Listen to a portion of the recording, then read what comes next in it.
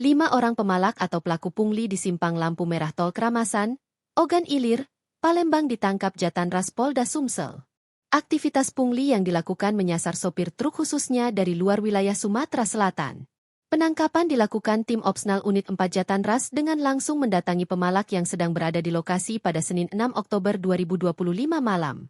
5 pelaku ditangkap yakni Pikal, 30 tahun, Herianto, 26 tahun, Niko Chandra, 26 tahun, Rahmat Hidayat, 26 tahun, dan Firmansyah, 20 tahun, kelimanya warga Kecamatan Pemulutan, Kabupaten Ogan Ilir.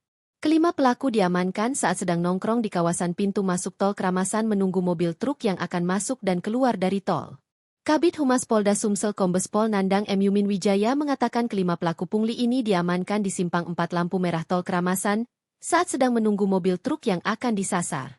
Mereka beraksi di sekitar eksit Tol Kramasan dan simpang lampu merah Tol Kramasan. 2 titik ini yang paling banyak dikeluhkan pengendara khususnya pengendara dari luar Sumsel.